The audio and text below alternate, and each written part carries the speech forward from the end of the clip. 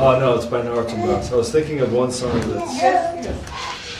that, because I'm trying to think if there's a Guru Vaishnav Kirtan by Lochan Das that's in the songbook, but I don't think there is.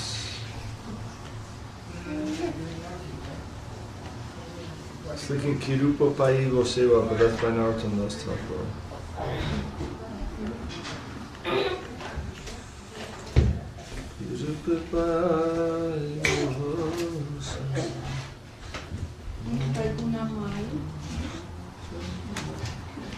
Okay. Do you want to sing Sri Guru Charana? Charana Padma? Yes. Narottam Das Thakur.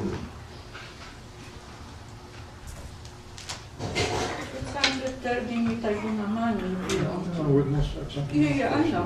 I'm just saying for future reference. Yeah, we'll sing it. For future reference.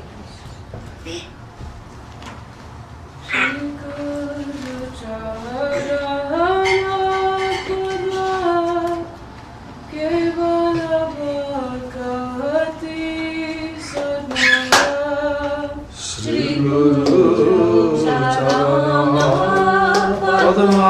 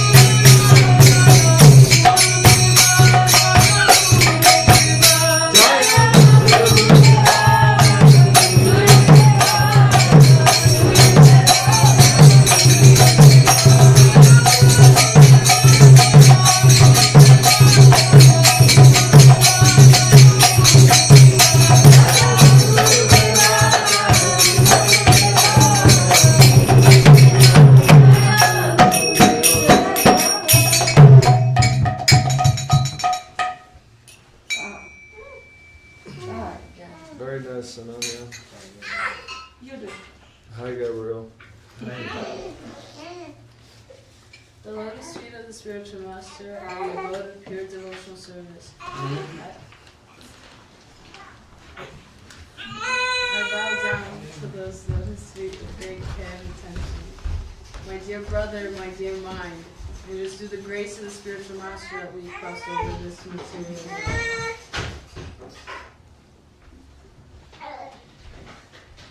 Make the teachings from the lotus mouth of the spiritual master one with your heart, and do not desire anything else.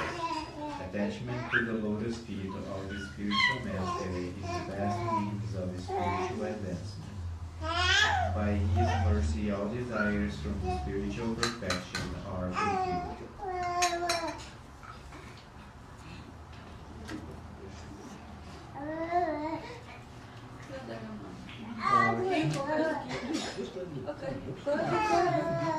He who has given me the gift of transcendental vision is my Lord.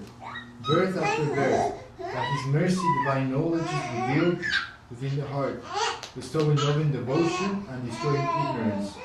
The Vedic scriptures sing of his character.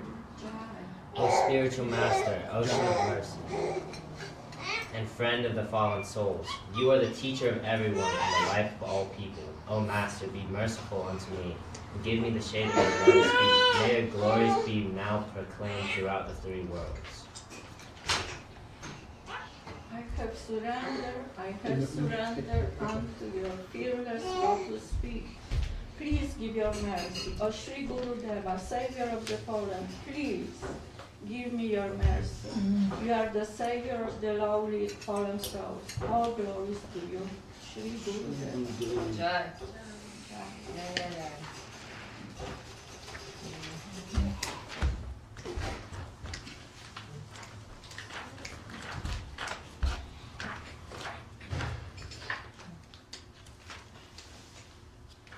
So you want to lead the Nityananda Kirtan?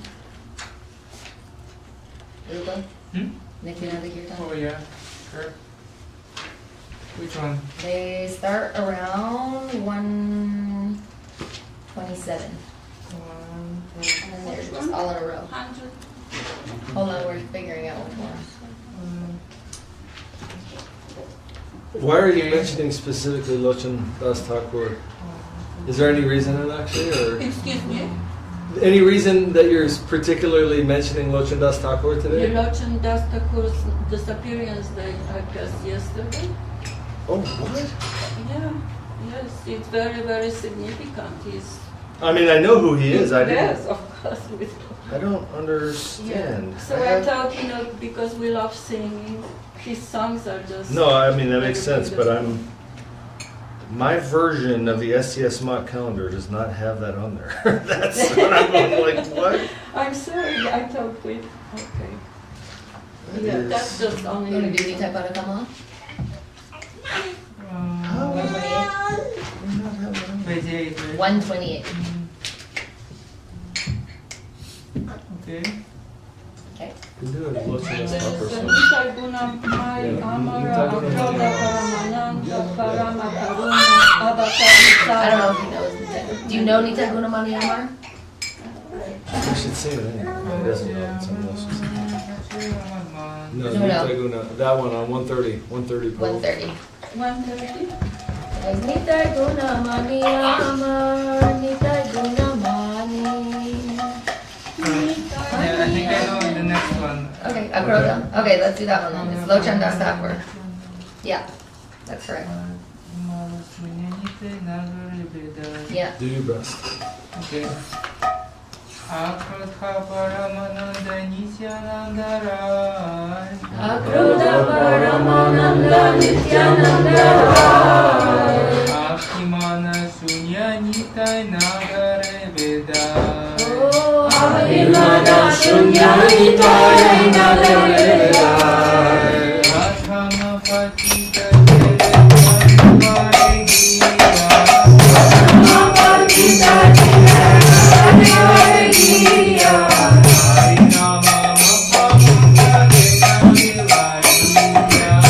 Harinama Mahamudra Dena Vivariya. Hare Krishna Hare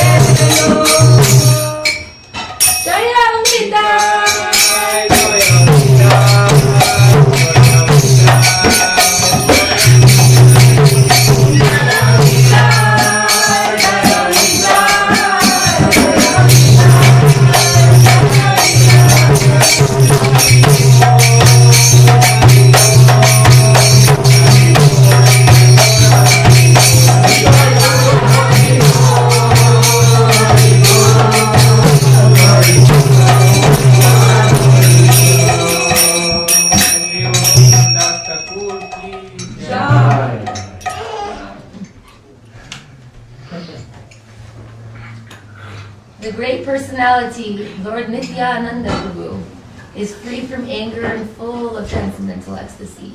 He wanders throughout the towns, free from false pride and arrogance. He travels from door to door to the homes of the fallen souls, freely distributing the Hare Krishna Mahamantra. With a straw between his teeth, he begs all who cross his path, "Worship Lord Gaura Hari and you will purchase me."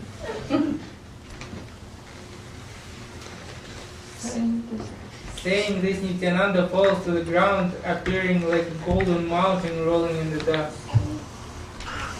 Where attachment for such an incarnation has not arisen, Lochan Das says that such a sinful person comes and goes in the cycle of repeated birth and death. There's the stinger.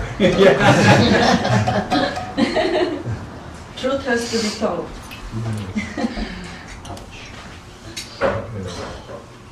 Mahaprabhu Kirtan.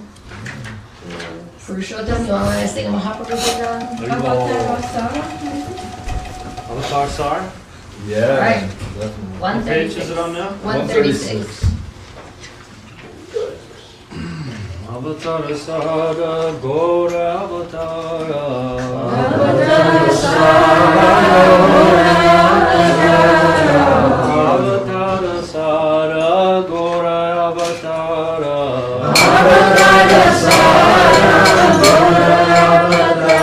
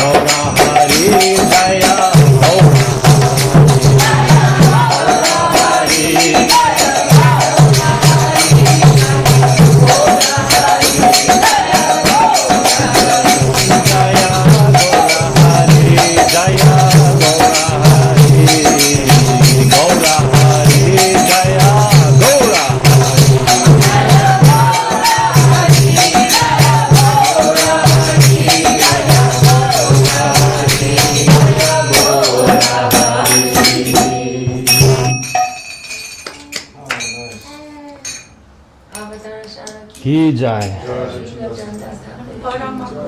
Jai. The incarnation of Sri Gora is the most excellent of all incarnations. Why haven't I worshipped him?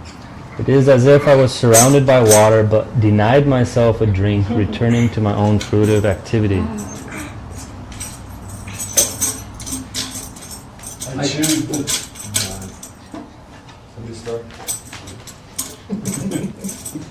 I chew the thorns of the tree of worldly life and consider the blood that flows through my mouth to be nectar.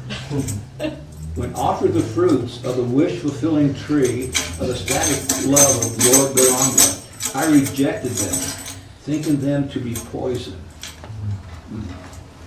Desirous of smelling the sweet scent, I sniffed at what thought to be fragrant flower.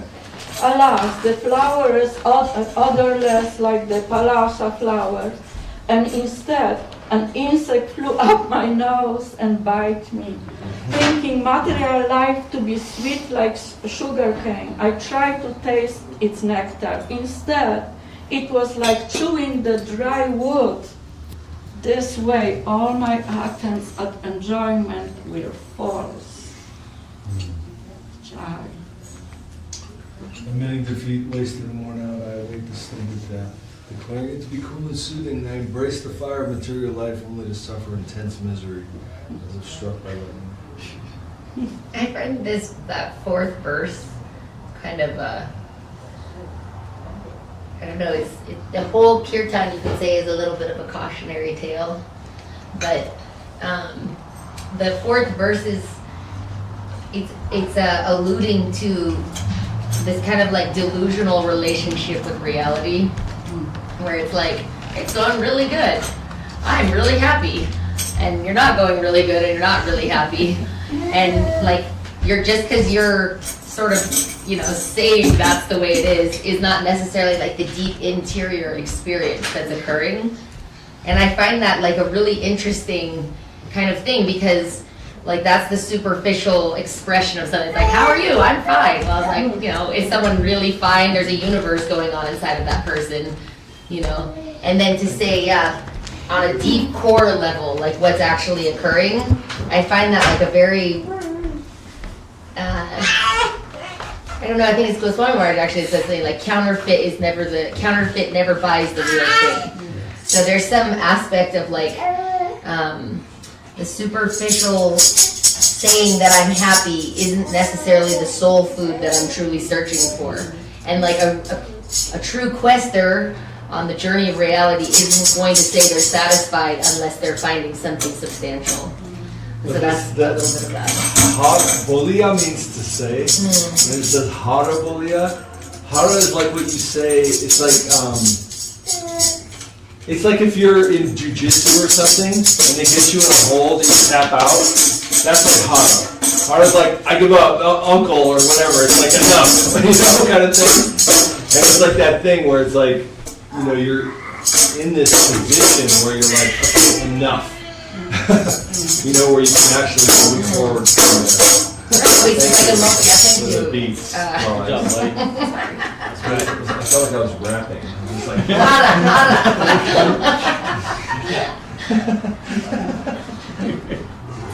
Worshipping my family and my material life. I forgot Lord Gauranga, and I didn't listen to the instructions of the saints. Now in my final days, I realize I have died twice. For not only am I leaving this mortal body, but I am dead while living, having wasted my life in material indulgence. On that fourth verse, Yeah. I was reading it, admitting defeat, wasted and worn out. And I thought, that's surrender. And then the next one, I wait, the snake of death. Wasn't the first line like, I'm surrendered? And why would he, I don't understand. Hara means enough, but it means like, it's this point before surrender. It's like where you're in this state where you're like, okay, this isn't working. But there's not a positive yet at that point, right?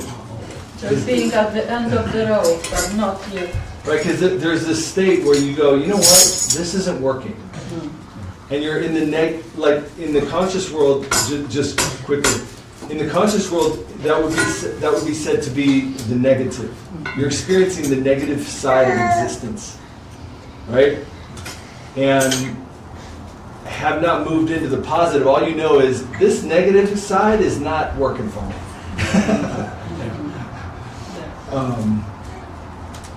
Gabriel, what were you gonna say? Something similar to what you said. I wonder if you can tell me if my interpretation of that part is off or not, or what you think about it, but I wonder if he was so deep into materialism that when he surrendered, he was so far away from Krishna that not even hope was there, that there was a chance for him to stand up again. And I feel like we can sometimes get so deep and far from Krishna that when we surrender, not even that hope is there. And I think maybe that's what he was experiencing. Yeah, there is a feeling of hopelessness, but not hopelessness in Krishna. It's hopelessness in my own. Because in a certain sense, if you understand reality, the only thing that exists is consciousness, actually. Like if I say this all the time, but it's really helpful because I think he said it perfectly. It was Max Planck, who's like the founder of quantum physics. He says, consciousness is fundamental, matter is derivative. Okay? So it's derivative. Like as it is a consequence of consciousness? No? Matter only exists as a perception of consciousness. Not that it doesn't have its existence, but it exists because of consciousness. Right? And only in consciousness. The only thing that actually exists is consciousness. Okay, that's like the Vedic understanding. So the basis of, that's like a baseline understanding in Vedic civilization. Modern civilization is barely getting to this. But the quantum physicists, they can't get around it. It's consciousness. Consciousness is what decides the slit experiment. You know what I mean? Consciousness is what actually actuates potential.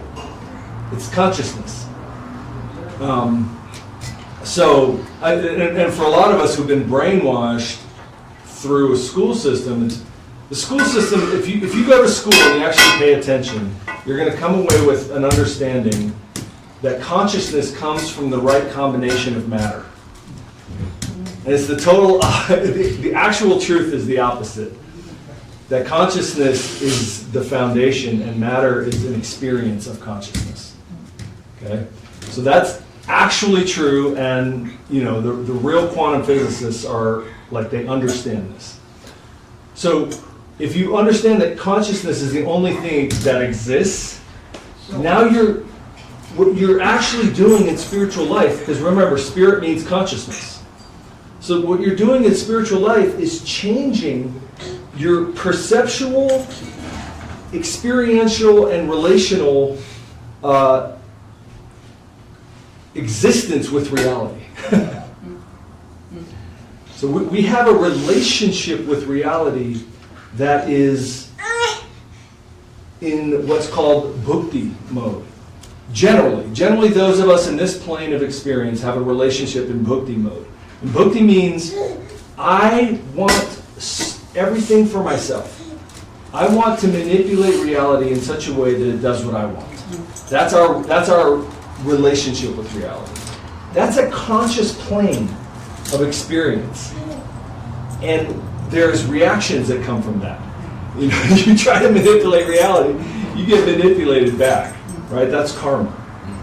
And we do this thing where I want to like exploit you, and then we get a reaction from that. And that continual sense of reaction is like, okay, this is not working. But the only thing that has to change is the relationship. It's called consciousness, remember. So you're having a material conscious experience. But consciousness has the ability to relate with reality in love. Right? And with Krishna. Because Krishna is ultimately at the basis of consciousness. That's really what it is. Krishna, the Supreme Personality, is at the basis of all existence. So the devotee has the hope in the Lord, but they're also thinking, this song is sort of a sad song that we can all relate to, because he's saying, Mahaprabhu is there, Krishna is there, Guru is there, and I still am living my life and lived my life. It's sort of, now he's in this old age going, I lived my life without that relationship. Why did I do that? Or like, why am I continuing to do this? You know what I mean? And it's a good question. Why are we doing that? So the idea to turn to the Lord, you know, we have to understand, we can't exist without the Lord. That's what super soul means. The soul of your soul is God. He's actually so close to you. But we're like building these walls and barriers and living completely separated from God. You know, in this world where it's like, I'm going to get some stuff and I need some people also. You know, like it's like, give me more, give me more. It's really sort of an insanity, like a conscious insanity. And that's the plane we find ourselves in. So it's sort of this conundrum. And Krishna actually speaks about this very beautifully in Uddhava Gita in the Srimad Bhagavatam, where there's this stage that the devotee reaches where they are continuing to do things that they know will not ultimately bring them satisfaction. And there's this stage where they're going like, I know I'm feeling some little pleasure from this, and I know later I'm going to feel some suffering from this. Like, I know it. And I'm continuing to do it, and I'm thinking, like, why am I in this pattern where I'm continuing to do this thing that I know I don't really want to do, but at the same time I'm not, like, fully turning to the Lord?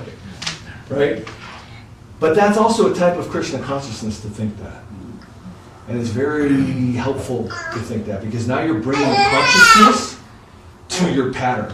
Because generally we're operating out of a pattern. We're just going like, well, what am I going to do today? I'm going to try to enjoy myself. And then all of a sudden some deeper consciousness is coming and going like, you know this doesn't work, right? And you're going, yeah, I do know it doesn't work. Actually, why the hell am I doing this? Anyways, I need some stuff. You know, that's like a type of Krishna consciousness.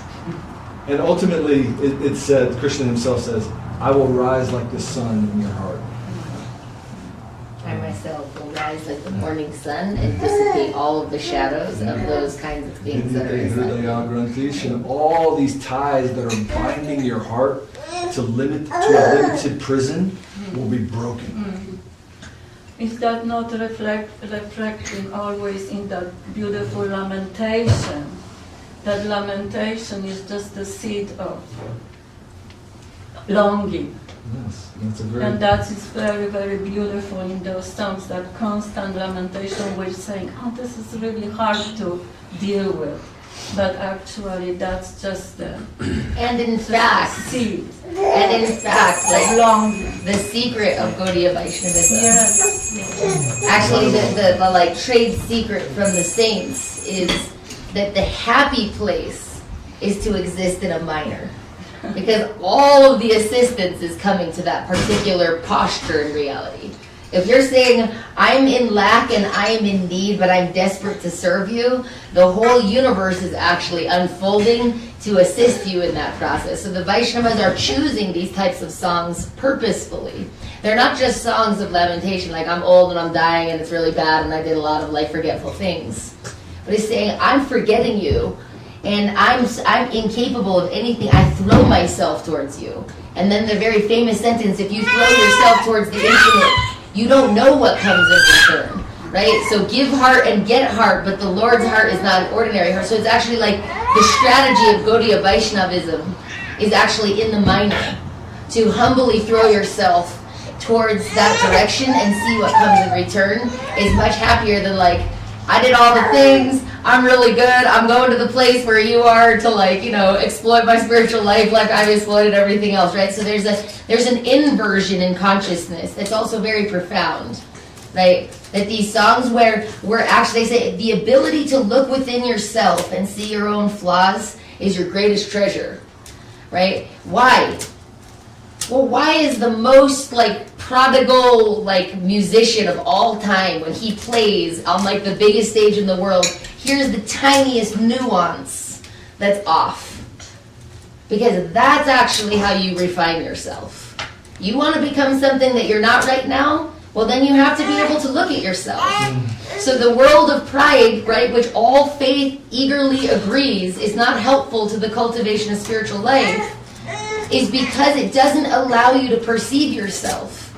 So when you submit yourself to an upper world and you're saying, I actually am full of flaws, now you have the possibility of motion. Now you have the possibility of transformation. So these are full of motion. Actually, all of the limbs of surrender are full of motion and full of intrinsic positivity, even though it seems like the inverse. That's the amazing thing, actually, that there's so many secrets hiding in the posture, in that movement. If someone comes to you and they say, like, I'm not adjusted with reality, I'm having a rough go, do you have, like, some advice? I heard you're really good on this thing. What are you going to do? You'll be like, oh my God, yes, let me tell you, I was in your spot a few years ago, I was crashing and that's how you're submitting yourself to reality. My sweet Lord, I heard you're very merciful through the scriptures. When I hear that you're full of justice, I'm very concerned. When I hear you're the friend of the devotee, I'm feeling nervous. But when I hear you're the friend of the fallen and that you're very merciful, I'm feeling a little hope in my heart. And I throw myself towards you. And then you start to see what the quality of your own practice can turn into. And that's what the Vaishnavas are advocating. And they're like, there's so much goodwill coming to you. They're like, there's more goodwill coming to you than you can try to reciprocate with. They're saying what the guru gives to the disciple, there's not enough wealth in the universe to equal, to compensate what this kind of thing is. So then you're going, oh, what I'm trying to come into contact with, this very subtle thing, is requesting some very subtle change of my own participation mood with reality. And that's what's hiding inside of these. And they're very profound, very ancient, very meditative mantras that you're calling out from.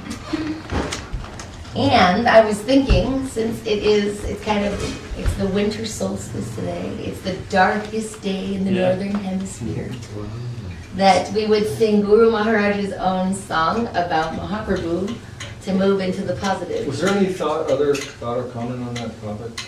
Yeah. So many. Yeah, at the top of the line.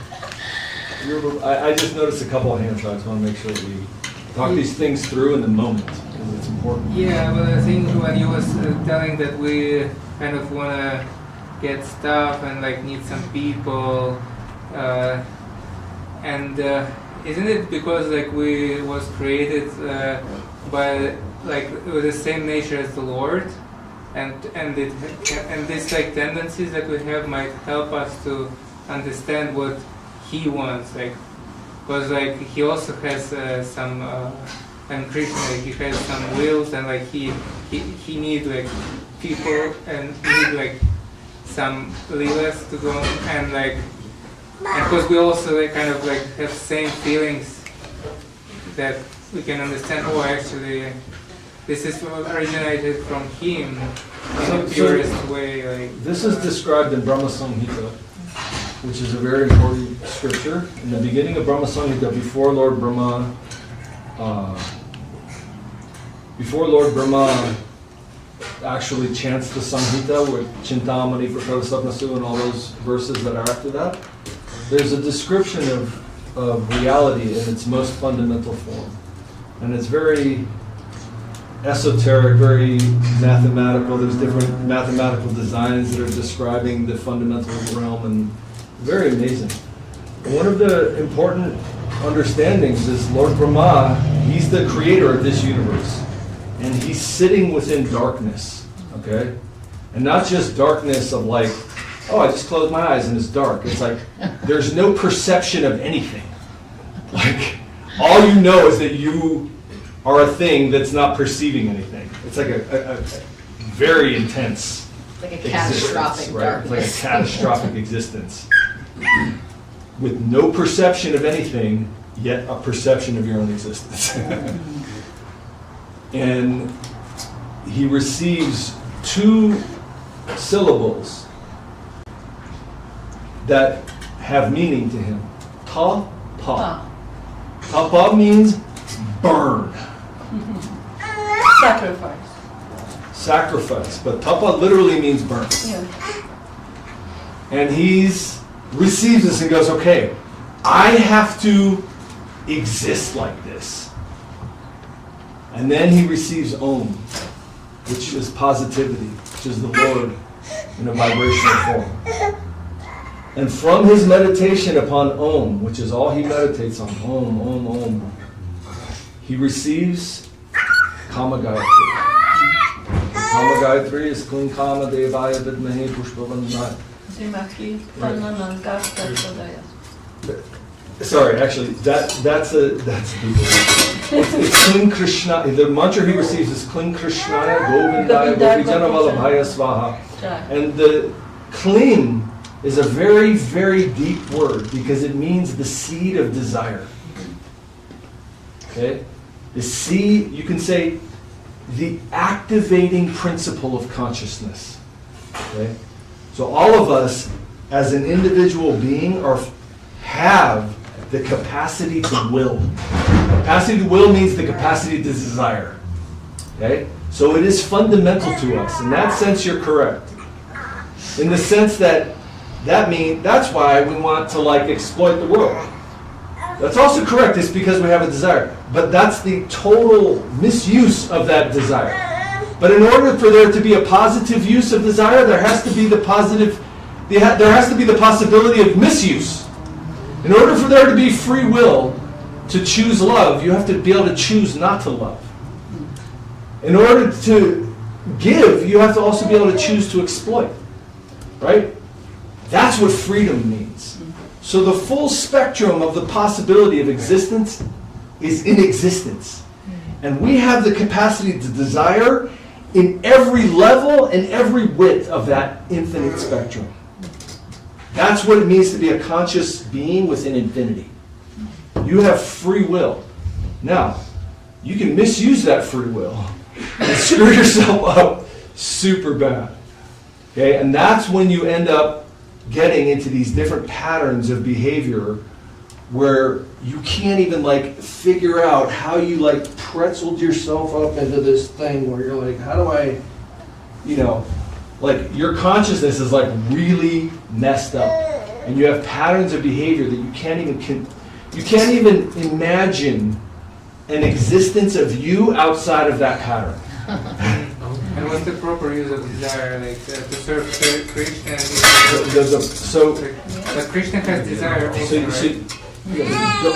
Don't place yourself in an omniscient viewpoint over Krishna. That's a really dangerous point. We're well, God's like this, right? It's really it's not a, and I'm not saying that in a way that is meant to be anything but like just be careful of like looking from where you are into the infinite, because we're looking through at best a pinhole. Okay, like at best, like we can't even understand what it means to like perceive the full light spectrum. Remember, we're like viewing 1% of the light spectrum. We can't even though we know we're viewing 1% of the light spectrum, and we know what the full light spectrum is, you can't even imagine what it means to see the entire light spectrum. Even though you know that you don't see all of it, and you know what it is. So when you think about that, that's one like tiny sliver of infinity. And God's the source of all of it. But like, we have to be really careful to like think about what His desires are. Like in the same way as we're looking from our own perspective. You know what I mean? Just like be careful of that. But desire is innate to you, and it is the fundament of your free will, and it's the reason why you act. Okay? That's called the activation principle. The proper use of that, and you can say proper or improper. The use of that which does not have reactions which you really don't want to experience is to start to be a giving unit toward reality. But you can always choose not to. Always. You always can choose to be more selfish. You always can choose to be more exploitive. If you think you're exploitive now, you can choose to be way more exploitive. If you think you're inimical and poisonous to others around you right now, you can be way, way more. You can end up being a spider between two rocks and like furious that like something came in between your little world. You know what I mean? Like you can be like that. But what about human form? Isn't Krishna choosing like human form because it's like kind of the ultimate like form that he can feel the most? So maybe we can understand like more because like we're also in the same shape like as him in his highest. Well, in this world where there's shapes, there's unlimited. Hold on, there's one thing also. Krishna says in Gita, I'm perfectly self-satisfied. I don't need to do anything ever, right?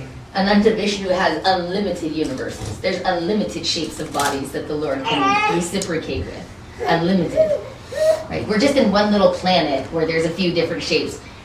Really, when we're saying infinite, the like psychologists of the top of the line, they just say, you know what your brain does? It just fractures. It doesn't have any, and Guru Maharaj's own words, he says, you look at the sky and you look at the ocean that's endless, and he goes, and you think that's endless, and that means you know nothing of what the infinite is. And so like we are really, when you're saying like, who knows the cause of all causes, who's like, he needs nothing. And the idea of reciprocating with him and what the deepest need of the universe, of the creator of the universe is, we're being very careful of saying like, well, we're like this, so the source is like this. It's like, be kind of careful. Yeah, that's what our gurus like was sharing, that like Mahaprabhu came on. But what are you getting at? Kali Yuga. Like, what are you getting at in relation to this song? What are you like? What are you trying to understand? Oh, just like what God wants, I guess. I don't know. You can only understand. That's a good question. Try to understand that it's perverted reflection of reality. You know what I mean? That's one thing. That we are perverted reflection of reality, not the reality itself. And we chose that at some point. Yeah, that's what I was kind of like... Again, we have to be careful to like not make all of this mechanistic. It's not mechanistic. Everything is only existing in consciousness. Okay? Only existing in consciousness. When you have a relationship with reality that's based on exploitation, you're going to have a particular conscious experience. Okay? When you have a relationship with reality that's based on love, you're going to have a different experience. The reason why you exist is to love. But in order to love, you have to be able to choose not to love. Are you doing what you're doing for the love of the Lord or not? That's the world you're going to live in. It's as simple as that. Now, the Lord's nature, we're told, is such that if we love Him, if we give ourselves to Him, He gives Himself to us. This is what's inconceivable. The finite has the infinite. Okay? Us, the finite, has the infinite. And what that means is a very huge thing. All we know is we can hear that. Okay? The nature of the Lord is to give himself to his devotees. So as Guru Maharaj can say, the potential of the finite is to control the infinite through love. But that is like, where we're at right now, we're going to immediately think of that in an exploitive way. It goes, fantastic! And I can control the infinite. Right? Like, because you're not thinking in love. You have to think as a giving unit.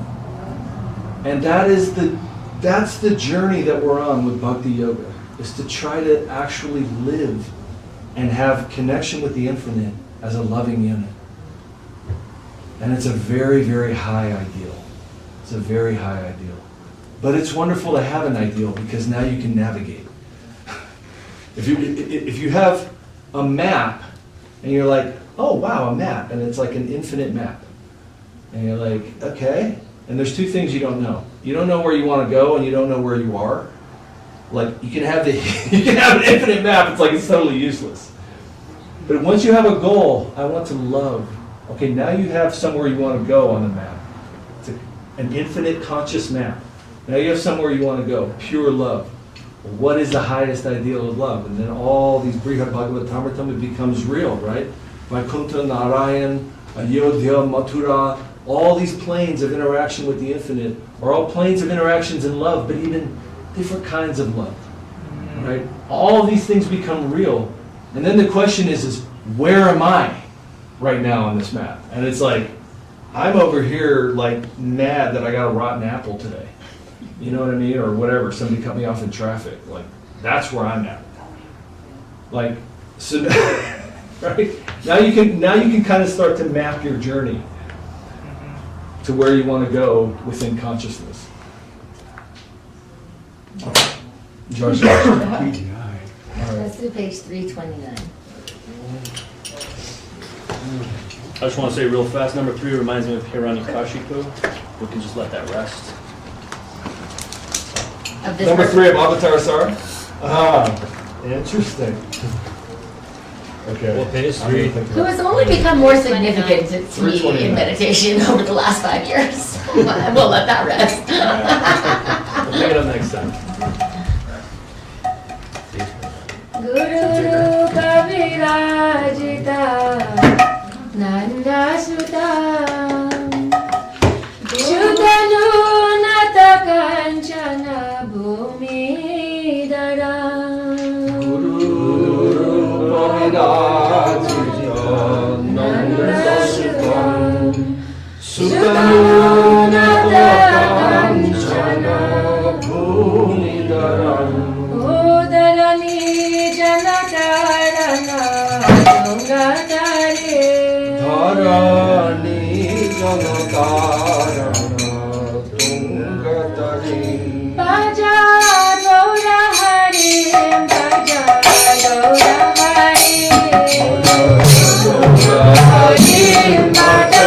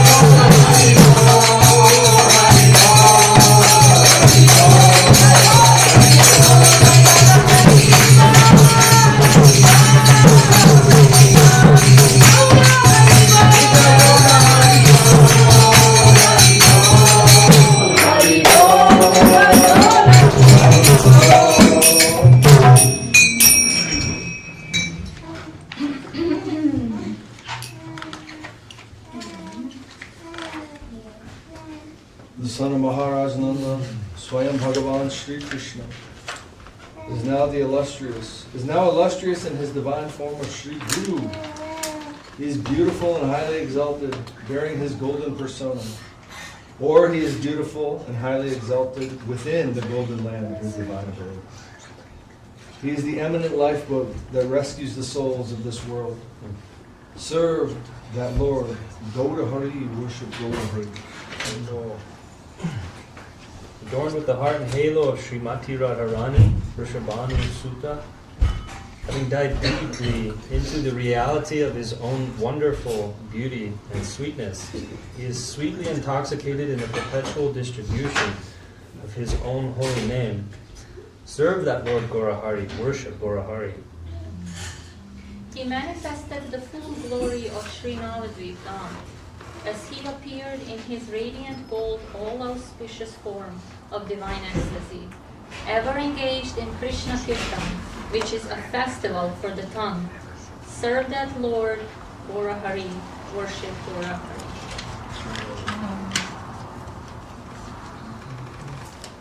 He gave the spiritually auspicious darshan of his eternal associates of the world, or he gave the spiritually auspicious darshan to his eternal associates.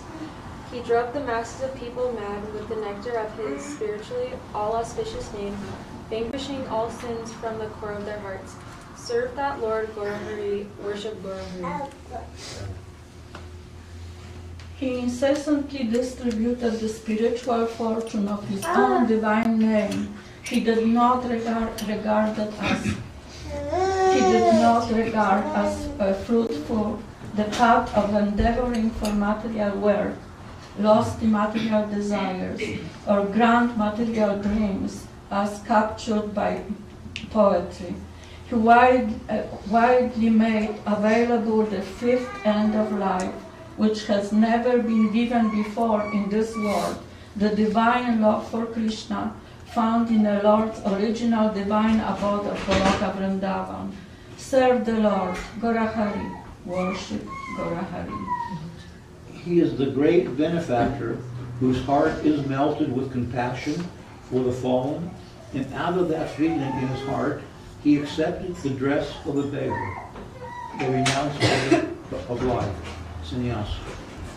After accepting this dress, he took shelter of Nilachala, Jagannath. Serve that Lord, Gaurahari, worship Gaurahari. He is a resplendent golden personality, gloried by the scriptures and saints. He is the greatest distributor of spontaneous, loving, divine service, pure transcendental attachment, and service to the Lord, free from all mundanity. He is the Lord whose glories are sung throughout the scriptures describing transcendental knowledge, Puranas, or he is the Lord who takes away all apparent discord found within the Puranas, revelation of transcendental knowledge. Serve the Lord, Gaurahari, worship Gaurahari. He performed greatly maddened dancing and chanting amidst the wonderful sounds of the karatal and mridanga, as he was shown great affection and honor by the fallen souls. He is the grand abode of divine peace, of relief for one and all. Bhaja Gora Harim, Bhaja Gora Harim. Wow, beautiful. I like that. Okay, Jaya Gaurachandra Mahaprabhu ki jai, Jaya Shri Giriraj ji ki jai, Rupanu Varga ki jai, Nam Sankirtan ki jai, Om Premanande. Beautiful. Thank you guys all for a very quiet weekend in the year, and the weekend before Christmas. It's wonderful to be here with you, and today is the winter equinox. The shortest day of the year. Winter solstice. Winter solstice. It's not the equinox. Equinox happens in fall. Thank you. You did good, miss. We have a Gora Chandra. This, I think, Sura, is this the time I think Mahaprabhu takes sannyas? I think he takes sannyas on Makara Sankranti, which is winter solstice. But this isn't the sannyas It's not day. quite, it's not the sannyas day right now, but we're not far. Close, yeah. It's not close. far. Yeah. I feel like we're within a month, maybe. Or maybe it's because, maybe it is, but it's because we follow the lunar calendar that it was whatever the moon was on that day, which is not always on a winter solstice. That's right. Interesting. That's That right. is an interesting point. Thank you. Yeah, That's close. That's close, yeah. Yeah, so if we were in India or something, or somewhere that followed the lunar calendar, they Well, would coincide. the lunar calendar has 13 months versus what our solar calendar. Huh. Anyway, yeah, it's close. I just have a quick question, and maybe it's because of my English. Like, I just don't understand what does this mean. He widely made available the fifth end of life. What is this? Lord, The Lord fifth end. Krishna. So there's 4 traditional ends of life in the Vedic culture: Dharma, Artha, Kama, and Moksha. So Dharma means an ethical system, or it also means like your contribution to the society, you can say. Your role, I guess you might say. And Artha means your work. What are you actually doing? You have to do something, you have to follow some ethics, Kama means you have desires. You gotta try and satisfy your desires also. And is it gonna drive you in a certain way? And then moksha means in the end you have to give it all up. You have to ultimately have liberation from this plane of material experience. Well, Mahaprabhu gave the fifth end of life, which is, because moksha has you can say it's the elimination of the material experience and a sort of peace. But Mahaprabhu gave the fifth end of life, which is the positive fulfillment of the soul. It's not just that you have a negative plane of experience and matter and that you remove yourself from it. But actually there's a possibility of the soul of fulfillment, of joy, of bliss, of charm, of beauty that you're actually searching for with everything that you do. And that's prema. So that's the fifth end of life, and that's the gift of Mahaprabhu. The divine love and all that it entails is the possibility of the soul.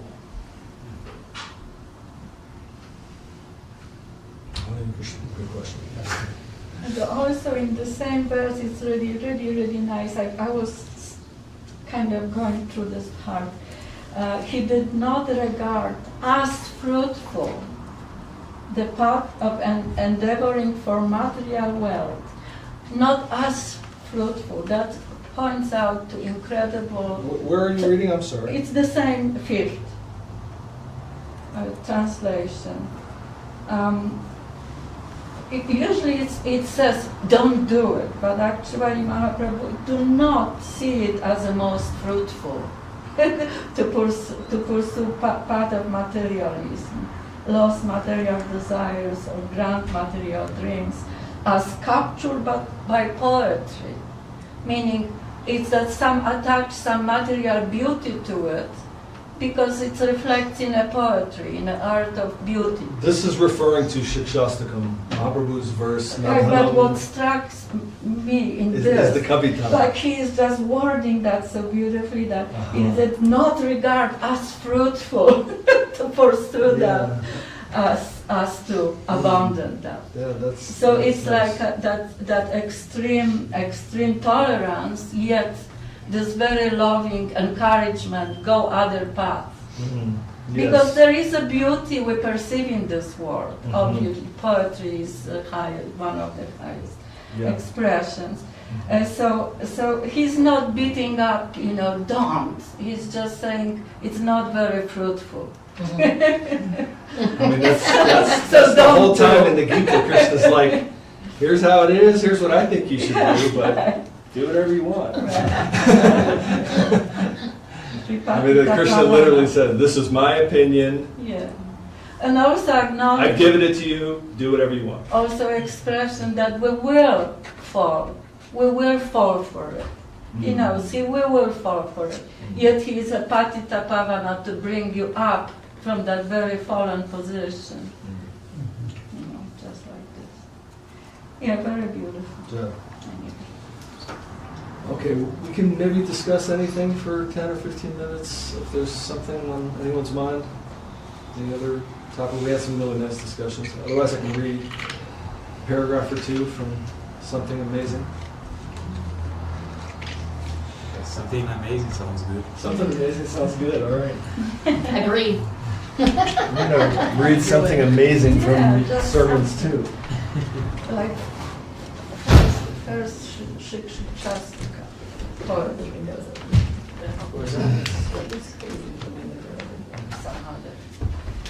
Okay, and I highly recommend that everybody read this particular chapter because it is completely amazing. It's called The Krishna Sun in Sermons Volume 2. Yes.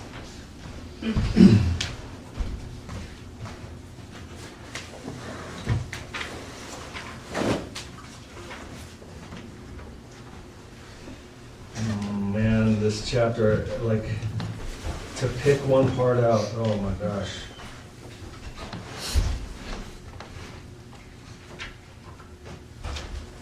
Okay, I'm gonna, oh man, it's so hard.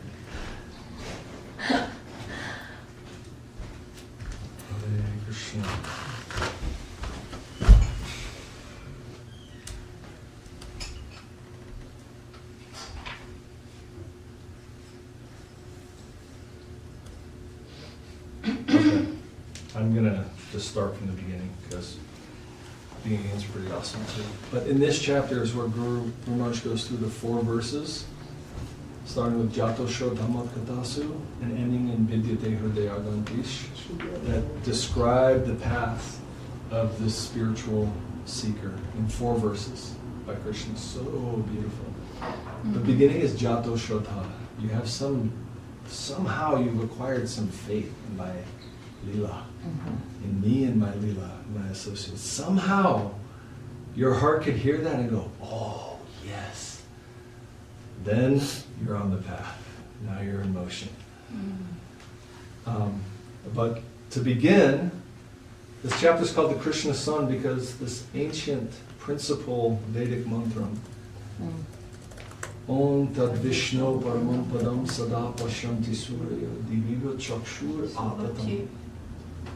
In traditional Vedic culture, this mantra will always be recited at the beginning of anything.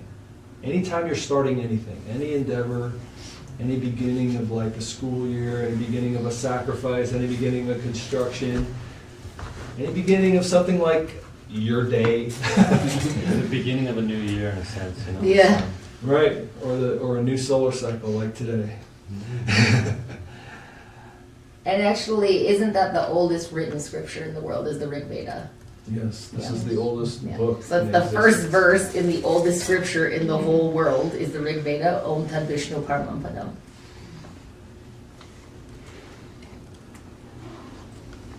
The holy feet of Vishnu, who is pervading everywhere. Yah idam vyapnoti ti Vishnu. His feet, his lowest portion is toward us. Paramam means very highly qualified from all standpoints. That is not to be neglected. From the standpoint of fine existence, knowledge as well as sweetness, the Absolute is Paramam Padam, Sada Pashyanti Surayaha. The scholars are always conscious of this fact. This is the real basis of their life. Man is not an animal wandering over the earth.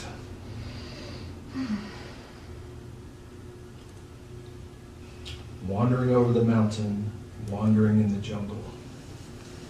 Real man is in his consciousness.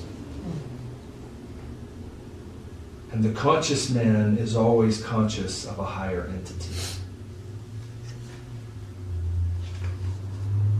He is always seeing or conscious of that ideal. Diviva Chakshuratatum. Is this consciousness in a vague or some type of mystic way? No, it's as conspicuous, as clear, and as real as the sun we see in the sky. Tad Vishnu Paramam Padam. So we should really live and move in that consciousness. We are children of that conscious world. Then conclusion of Srimad Bhagavatam, Tvam tu rajan morishyeti pashubuddhim imam jahi. At the conclusion of Srimad Bhagavatam, Sri Shukadev Goswami gives a warning to Parikshit Maharaj to be conscious that his teachings have a firm basis. Deception is like a serpent that will stealthily come to bite and kill. Ignorance comes stealthily, and it will take the soul down to the world of animal consciousness. We are all moving under the deception of this heavy flesh and blood. Therefore, heavier earth is necessary to lift us up onto its lap. Diviva Chakshur Atatam Marishyeti Pashubuddhim Imam Jahi. Do away with your animal consciousness. You are not limited to flesh and blood. You are a conscious unit, and you don't die. You are not a member of the dying world, where everything is sure to die on account of its maladentification. This is forced upon you. You must die. You must become infirm. You must be born. You must suffer from disease. But all of these are misidentification of yourself with your body. This is animal consciousness. Consciousness that you are an animal. You are not so.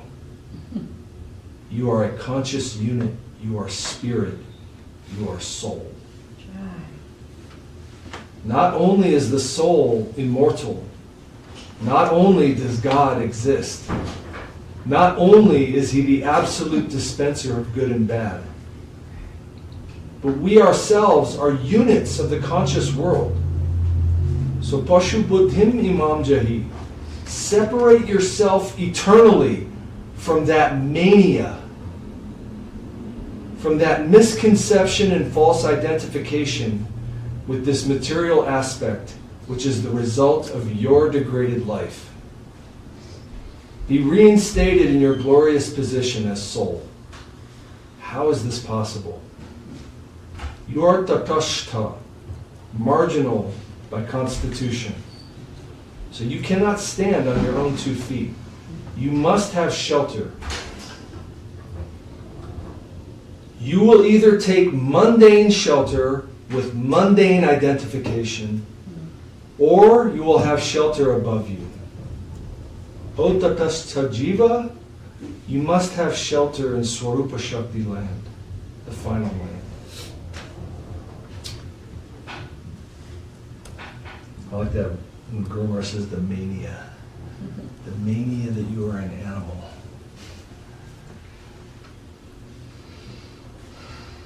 Paramam Padam, the divine feet of Vishnu, of Narayana, of Krishna, are like the sun to you in the material comparison.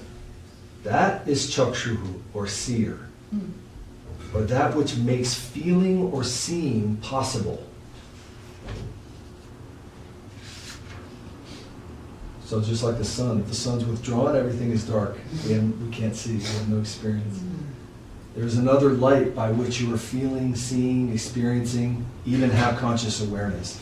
That other light is the Lord. Be conscious of that.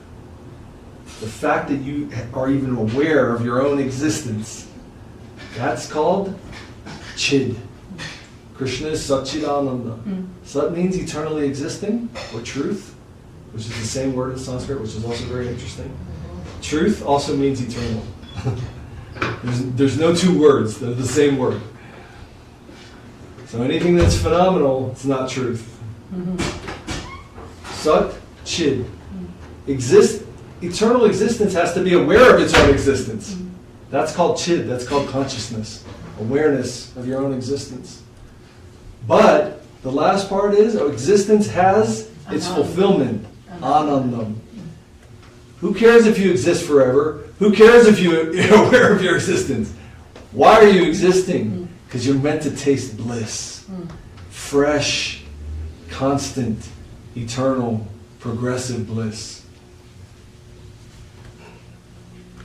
The light of light, Paramam Padam, the divine feet of Vishnu, of Narayana, of Krishna, are like the sun to you in the material comparison. That is chakshuhu, or seer, or that which makes feeling or seeing possible. If he is withdrawn, everything is dark.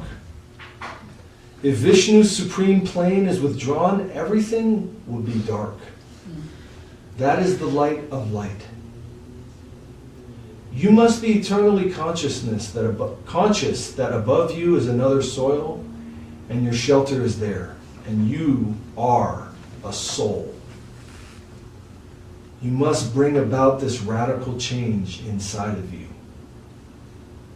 That higher plane is your shelter. This world is not your shelter. It is actually a prison house to you. This broad and graphic, comprehensive consideration must be the basis of spiritual understanding. Otherwise, there is danger of imitationism, sahajiyadism. Tat Vishnu Paramam Padam. We have to cross this Hindenburg line. What is that again? This is referring to von Hindenburg, who was a German general who built this series of what were considered impregnable fortifications along the border with Germany and France. It's called the Hindenburg line. Guru Maharaj is saying, you have to cross this line where you actually think of yourself as a soul. It's not And that your plane, your shelter is in the plane of consciousness. So the Hindenburg line is like the barrier that your ahankar puts up, your false Yeah, ego? it's the ego of being an animal. It's the ego. I mean, if you examine what our ego is composed of, it's all these labels, right? We label ourselves in different ways. I'm a man, I'm a woman, I'm an American, I'm a whatever, a Polish or whatever, right? And the desires that are associated with those labels, right? That's making up the ego. And that the barrier of that box that all these foreign things are collected in, that's the Hindenburg line. It's not this blimp he invented? Blimp? No, that's called the Hindenburg? no, that's I called thought it was Zeppelin. a blimp. That's the Zeppelin. Yeah. Oh, Zap. Yeah, Zap. Oh, That okay. was, Sorry. Not that relevant. Zeppelin. What was the name of that one Not that blew relevant. up? I forget. Might have been an H. Okay. Okay. That was von Hindenburg. That was the Zeppelin.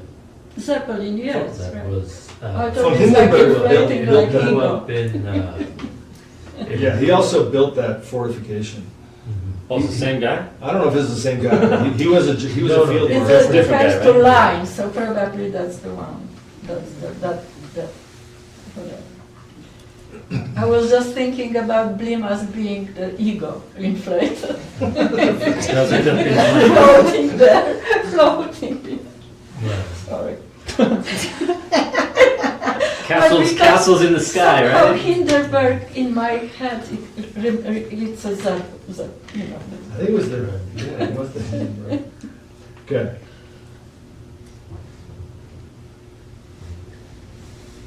Basically, this is the advice of Rig Veda. This is the first Veda descended from the upper world to this world. The primary requirement for you all is to conceive there is a world above, and above means in consciousness. Your highest identity is that of consciousness, and you must adopt the conscious world above you as your shelter. You will live and move there. This is the radical change. Here you are in the atmosphere of exploitation. That is the land of service. There you have to think in terms of service. That is on your head. That region is superior to the stuff you are made of.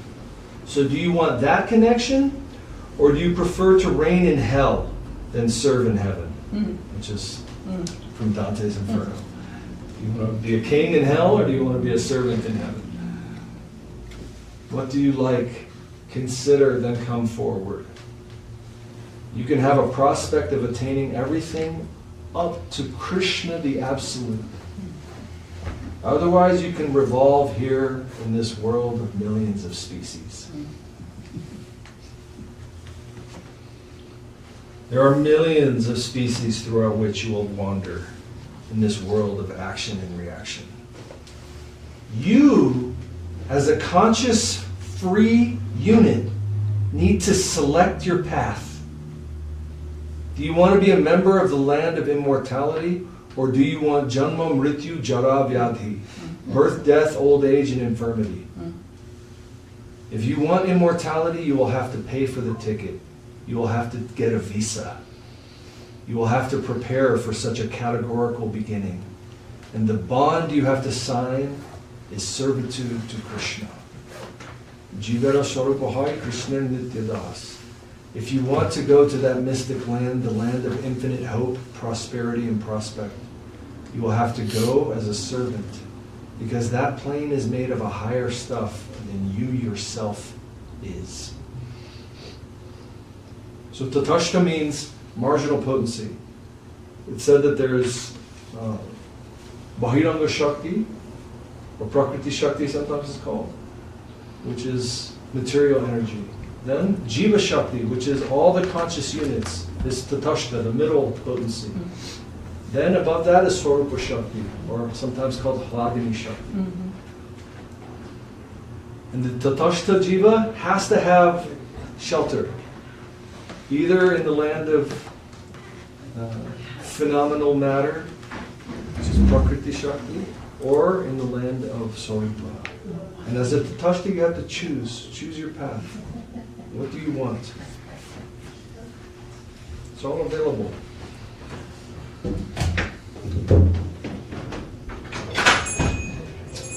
Hare Krishna. Actually, that's probably enough for right now. Yes. Jai Shri Guru Maharaj Ki Jai. And this verse is a very nice verse to remember. Om Tad Vishnu Paramam Padam Sadapa Shanti Surya Diviva Chakshur Atatam. Very beautiful verse to remember.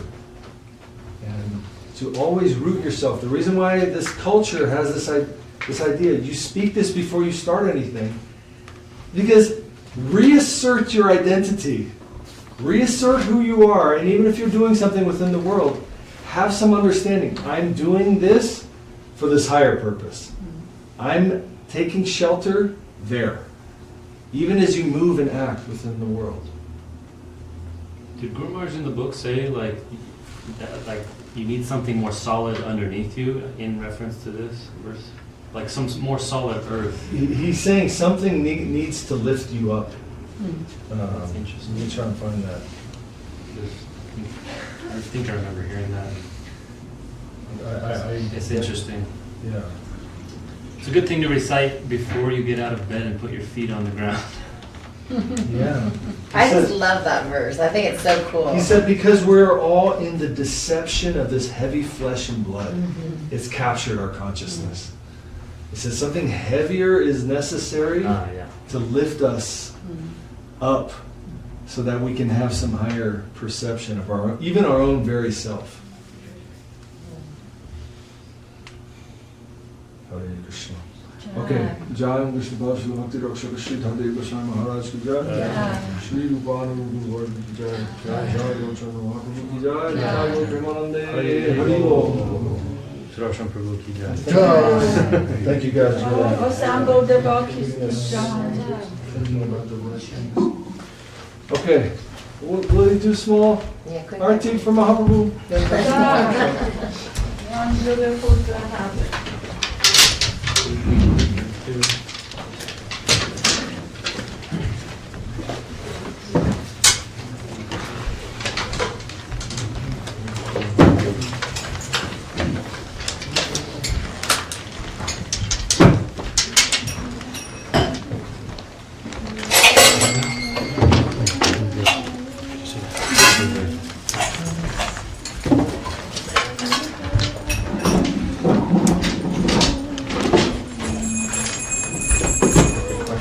Jai Shri Guru Gaur Chandra Ki Jai. Jai.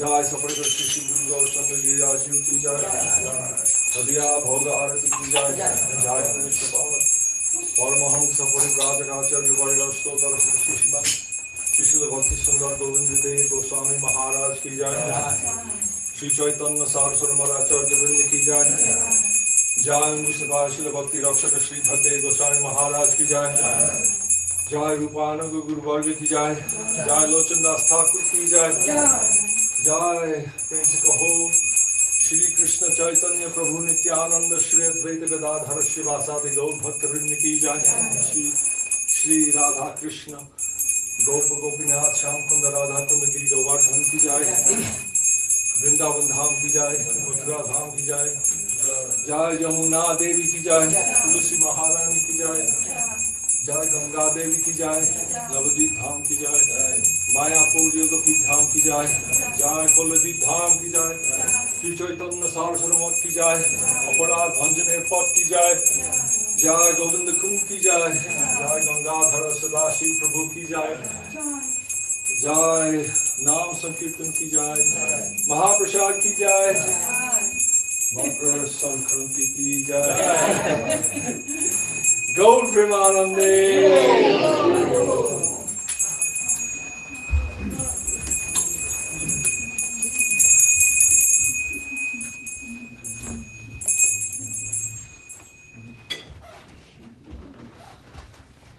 Shri Tulasi Maharani ki. Krishna Bhakti Devi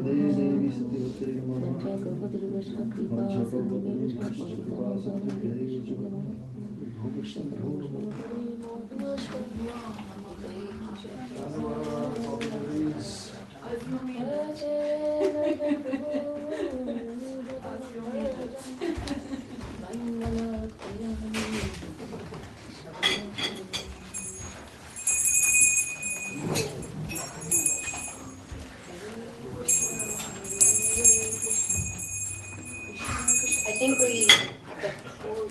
Want to open it back up? No, because we're in here. Oh, that's right, that's right. I was trying to be all. Mahaprabhu, I'll open it back up for a little while. Mahaprabhu wanted to. He wants to see the boys doing push-ups. Wow. I'm like, come on, boys. Let's go. Maybe I can still do it. Careful, don't, if it feels sore, don't do it. There you go.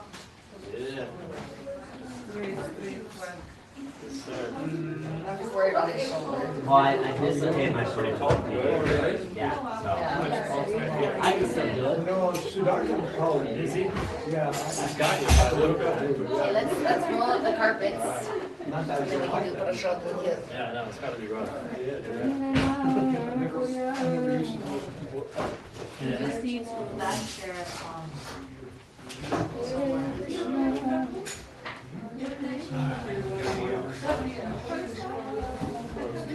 No, I've been here for years, but I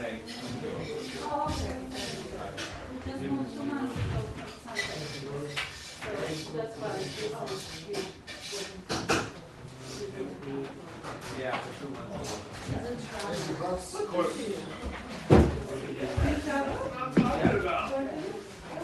He came back from